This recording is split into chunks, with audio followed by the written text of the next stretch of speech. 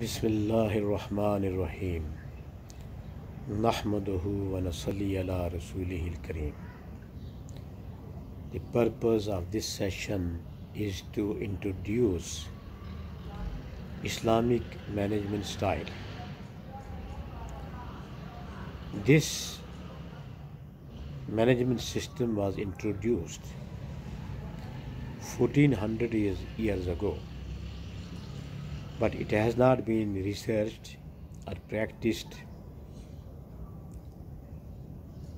However, recently some management scientists took interest in it and produced some literature. Based upon this literature,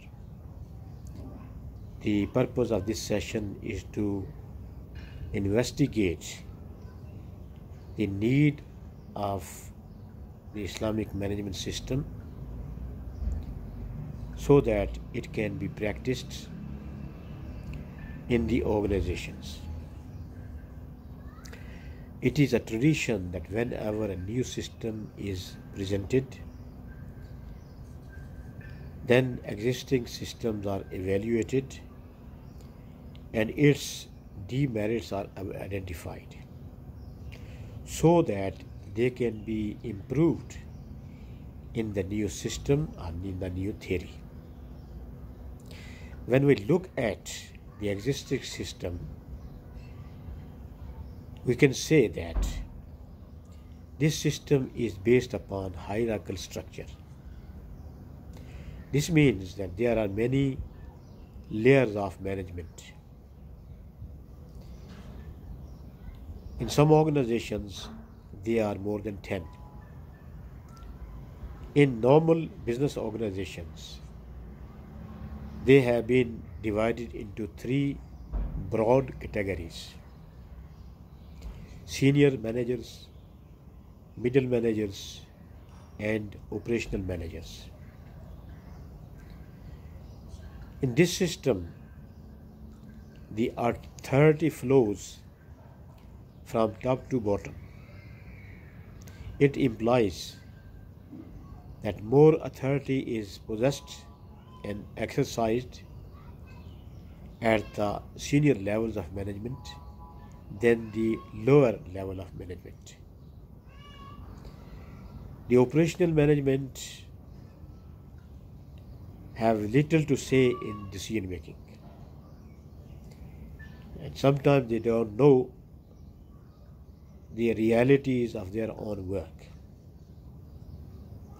Secondly, this system is assuming that more and more productivity should be attained, which is a sign of success of an organization.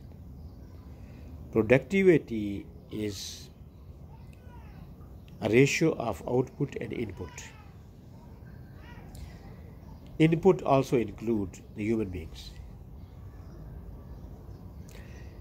Therefore, it assumes that take as much work as possible through the application of minimum resources.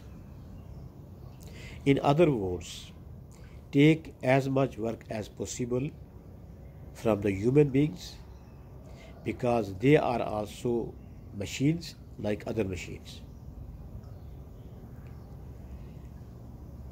In addition to that, this system is based upon inequality. Inequality in terms of the salaries and wages between different genders.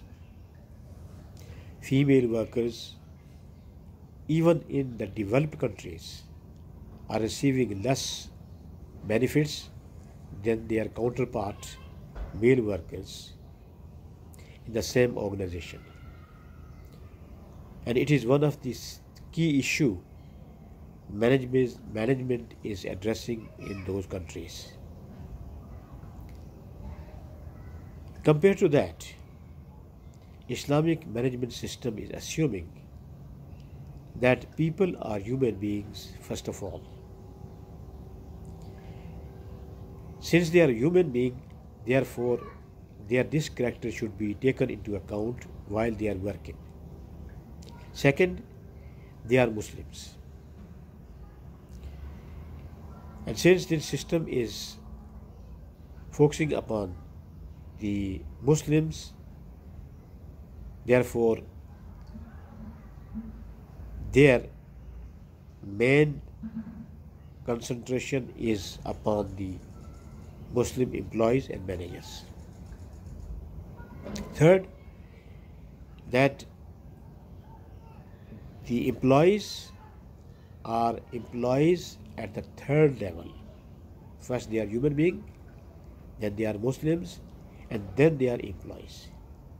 This means that whenever you take work out of them, then consider them human beings, consider them as Muslims, and then take work out of them. Fourthly, they are social entities. It implies that they have social role to play in the society where they live. An organization has to take into account this character to keep them motivated and to keep them involved. In addition to that, the Islamic management system believes that there are two types of rewards. One is the material reward, which every organization is paying to employees, like salaries and wages and fringe benefits, but also they have a reward in the hereafter. For example, if somebody is working 8 hours or 10 hours, so he is working for the organization to get money. At the same time, if he is working with the right intention, then he is getting the reward of worship as well. And earning halal is itself a kind of worship. Whenever this person is getting reward from this work and he is spending upon his family, he is also getting the reward for that spending. And we have said that employees are social entities. This means that, for example, an employee becomes sick. The existing system says that he should be paid sick leave. But the Islamic system says that he should be paid sick leave, but the managers should also visit this sick person. And this gives reward to the managers who are the visitors. And also, it strengthens the relationship between managers and employees. And this relationship management is one of the recent phenomena which is being put forward by the contemporary management scientists. So, Islamic management system seems to be superior to the existing system. Therefore, it should be practiced. We'll explain this in the later sessions and then hope that the listener would have understood some fundamentals about the system, and they'll continue to listen these talks to understand more aspects of the system. May Allah subhanahu wa ta'ala enable us to understand and practice whatever we have said. Wa akhiru dawana anil hamdulillahi rabbil alameen.